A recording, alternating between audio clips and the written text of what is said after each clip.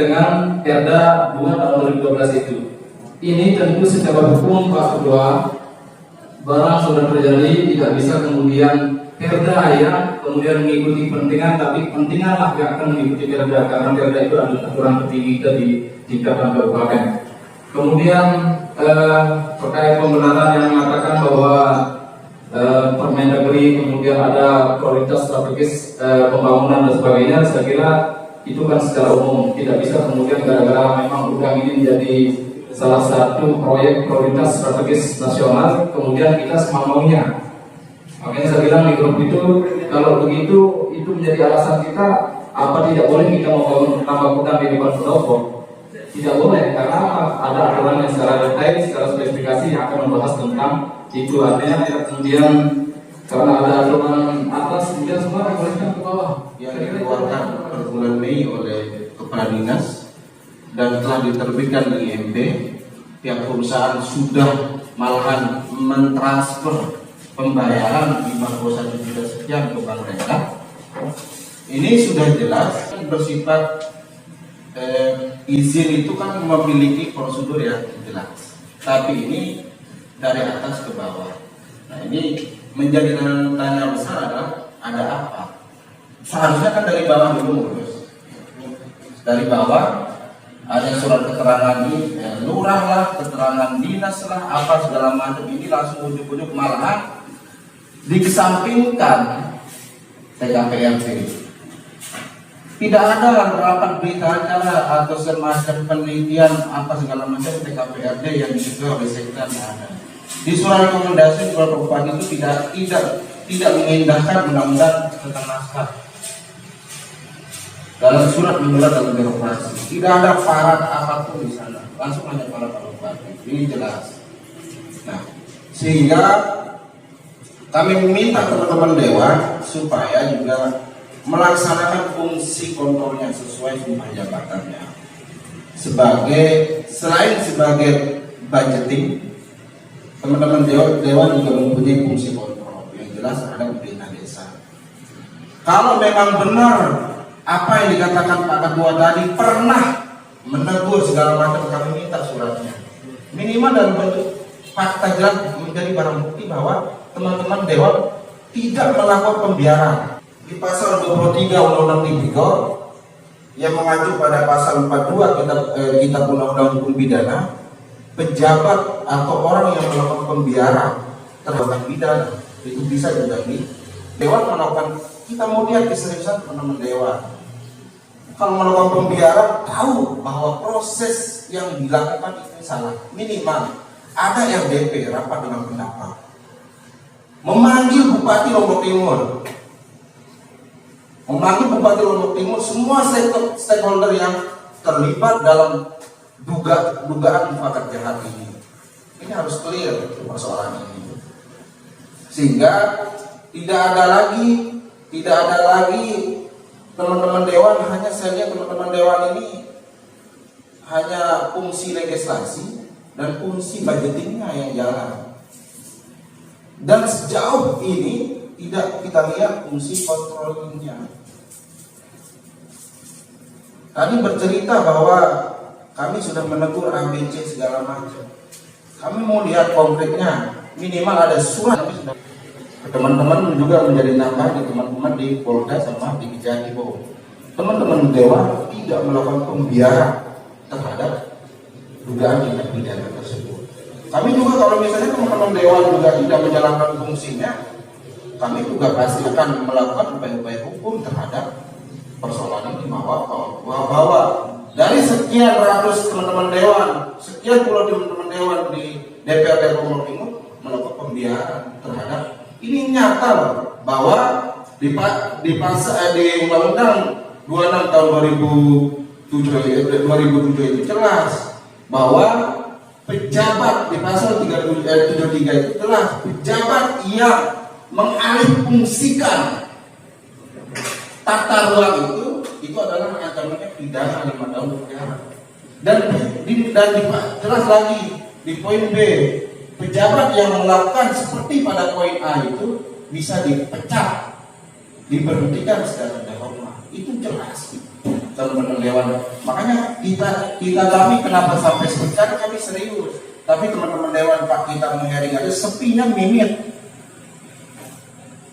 Nah ini saya lihat teman-teman dewan tidak serius menjalankan salah satu tugasnya yaitu fungsi kontrolnya. Sehingga kalau ada pembiaran seperti ini juga, maka mensreanya teman-teman dewan juga pasti kita juga akan ungkap apa yang terjadi di sini. Karena ada dugaan melakukan proses pembiaran. Dan sebuah hal yang tabu bagi kita untuk tidak tahu soal itu, tidak mengikuti DPRD sebagai mitra kritis dari pemerintah harusnya tanpa kami hadir pun di tempat ini supaya lebih agresif atau lebih proaktif dalam mencari data-data sejak awal. Dan jujur saya katakan secara pribadi hari ini cukup mengecewakan apa yang perlu sampaikan dan sangat diplomatis terkait masalah penjelasan yang tidak berbasis data. Saya dan kami semua tidak niat baik pemerintah kami dukung, tetapi ada cara yang salah yang mesti. Makanya biar cepat clear pertemuan kita biar nggak ingat itu. Kalau memang sudah ada semacam penolakan dari teman-teman di dewan, kami minta secara kelembagaan, secara resmi kelembagaan Dewan Perwakilan Rakyat Daerah Kabupaten Lombok Timur untuk membuat surat penolakan terhadap kebijakan atau kami minta. Ya, kami akan diskusikan masalah itu. Ya, kami tidak perlu diancam-ancam. Ya, maksud saya ada hal macam-macam. Kami minta itu hak Anda untuk melakukan itu. Maksud saya hak demokrasi dan berpendapat silakan sama kami akan meminta hal tersebut. Kami minta teman-teman dewan sesegera mungkin kalau memang benar itu langkah serius yang akan dilakukan. Kita minta keputusan secara kelembagaan. Itu aja, kelembagaan sebagai Dewan Perwakilan Daerah. Itu aja mungkin. Terima kasih. Ya, saya mungkin Pak Ketua sebelum diikan bahwa kawan-kawan Dewan memang beberapa hari bahkan berminggu-minggu menyampaikan di media terkait dengan penolakan itu. Tapi tidak itu lepas dari institusi. Itu hanya pribadi-pribadi berstatement di media ya. Nah, sehingga kemudian kami sebenarnya tidak memaksa harus membentuk pansus, Pak. Kalau misalnya pansus ini memang panjang prosesnya, butuh sebagainya, kami hanya butuh keseriusan dan komitmen dari Bapak Ketua. Mungkin nanti hasil beberapa penelitian, kajian, bahkan pemanggilan-pemanggilan itu kemudian berikan kami satu rekomendasi secara institusi di DPR ini bahwa teman-teman DPR menolak itu secara tertulis. Itu yang kami maksud. Sehingga kemudian itu menjadi dasar kami untuk memperkuat apa yang menjadi laporan teman-teman di APH.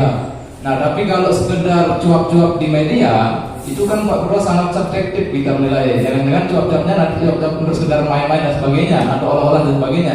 Mungkin saja itu terjadi. Nah, sehingga saya sepakat dengan yang kita butuhkan ada hitam di atas putih bentuk penolakan institusi dari kelembagaan DPR ini bahwa dari hasil pengkajian dan pemanggilan sebagainya ternyata itu tidak sesuai dengan Perda RT RW, maka kami tolak. Itu yang kami butuhkan. Terima kasih.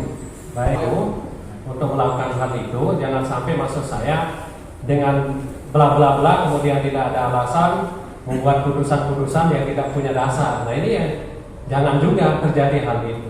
Karena ya, jadi masalah perizinan ini kan saya lihat ya, karena saya juga tidak punya data lengkap, belum final.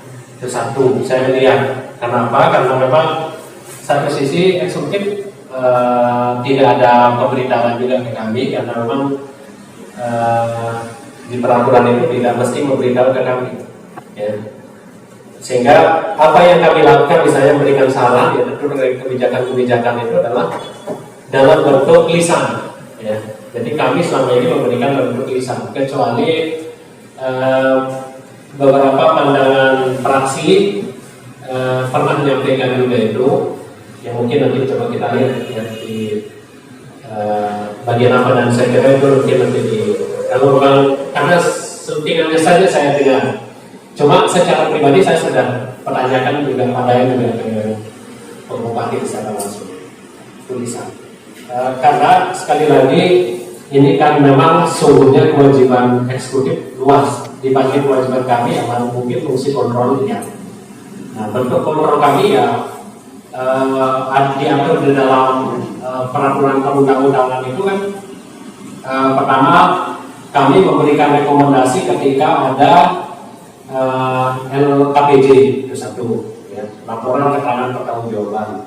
Yang kedua, ya tentu kami bersurat biasa, ya, dalam hal beberapa, tapi ketika kami tahu secara detail, ya, cuma karena eksekutif dalam hal ini tidak memberikan informasi secara detail dan karena memang murni kewenangannya, ya tentu kami juga tanggapi memang secara kalau memang ini ada hal yang penting, dan saya kira tidak ada persoalan ya, kami memberikan beberapa masukan-masukan, ya. Baik, saya kira itu juga disampaikan secara lisan maupun secara tertulis dan itu sudah dilakukan oleh komisi gabungan komisi kemarin. Nah, terkait dengan perda, ya saya kira saya normatif saya menyampaikan karena itu perubahan RT RW sebetulnya masuk di program perda, ya, program pembentukan perda tahun 2020, betul itu. Cuma sampai hari ini kan belum masuk, belum disampaikan oleh eksekutif. Nah, masalah nanti apakah akan terjadi perubahan itu kan memang tidak serta merta kemudian karena kepentingan, ya, enggak. Ya tentu kita berbicara harus berdasarkan kepentingan dan kebutuhan Lombok Timur secara umum, baik untuk pemerintahnya maupun masyarakatnya, kan itu. Ya, tidak serta merta juga kemudian misalnya sepakat antara eksekutif dengan legislatif. Itu tentu harus berdasarkan satu peraturan perundang-undangan yang di atas. Yang kedua, ya ini secara yuridis, ya tentu juga sesuai dengan menyesuaikan dengan apa yang menjadi rencana pemerintah untuk jangka panjang, ya, terutama dalam zonasi tentu masalah apa yang harus dilakukan di tempat-tempat zona-zona tertentu yang memang di situ pemerintah akan melakukan sesuatu khususnya untuk pembangunan. Nah, sekali lagi, kalaupun masuk nanti ya tentu masukan-masukan yang penting bagi kami DPR dan pemerintah. Nah, yang terakhir terkait dengan pansus, ya, saya kira gini, karena rekan-rekan juga sudah masukkan ke ranah hukum, maka sekali lagi kami hormati masalah itu. Ya, dan tidak kemudian serta-merta kami secara politis, ya karena kami juga sekali lagi termasuk hari ini ya kami himpun sebagai sebuah data. Ya tentu memiliki data, makanya langkah awal yang kami lakukan ya kemarin sudah memanggil beberapa OPD, ya tentu nanti teman-teman di komisi lah yang menyimpulkan seperti apa. Nah tentu kami juga apa yang disampaikan tadi, ya kami akan sampaikan terkait dengan apa yang disampaikan perkembangan hari ini. Nah, karena sekali lagi karena sudah masuk ranah hukum, ya kita hormati nih prosesnya. Karena apa? Karena salah benarnya juga kan nanti di proses hukum. Ya, kami juga tidak berkesimpulan apakah itu benar 100% atau salah 100%, kan tidak berani kita justice ketika memang ranah ini sudah masuk ranah hukum, gitu. Jadi benar salahnya kan nanti, artinya di prosesnya. Ya, kalau terkait dengan sekali lagi proses politik, ya kami sedang mengumpulkan data juga terkait dengan hal ini. Ya, baik itu apa yang dilakukan oleh Pak Bupati, Dinas Perizinan, atau terkait dengan apa yang disampaikan oleh Pak Sekda. Jadi saya kira itu tanggapan kami. Ya, kalaupun terkait dengan melakukan ada kesan melakukan pembiaran, ya saya kira kami sesuai dengan mekanisme apa yang ada di DPRD sesuai dengan peraturan perundangan yang berlaku. Ya. Jadi tidak kemudian menutup kemungkinan apa yang menjadi masukan masyarakat, rekan-rekan, ya tentu kami tampung dan kami jadikan sebagai bahan untuk melakukan evaluasi, ya termasuk pengawasan dan pengelolaan, dan kami juga sewaktu ya tetap akan minta keterangan entah itu kepada Pak Sekda secara ini sebagai ketua tim ya, atau pihak yang lain gitu. Nah, saya kira itu barangkali sebagai tanggapan kami terkait dengan apa yang terjadi saat ini. Kan sifatnya sudah rekan-rekan laporkan, ya tentu sekali lagi kami hormati itu sebagai sebuah proses hukum ya sudah. Karena apa yang ditegaskan tadi ini kita negara kita adalah negara hukum, ya, maka itu kita hormati itu. Ya. Nah, berbeda dengan persoalan-persoalan yang disampaikan masalah politik misalnya dan sebagainya. Ya, sambil kami juga tidak bisa kalau kami misalnya dengan data-data yang terbatas kemudian tiba-tiba melakukan atau mengusulkannya, karena mekanisme untuk itu juga ada di DPR dan ada ketentuan-ketentuannya. Yang mohon kalau memang ada data-data pendukung yang membuat kami bisa misalnya terus mengkaji itu, ya mungkin rekan-rekan kami di komisi yang belum punya, mohon kami juga diberikan agar kami punya data-data pendukung untuk itu. Saya kira itu tanggapan dari saya sementara ini. Assalamualaikum warahmatullahi wabarakatuh.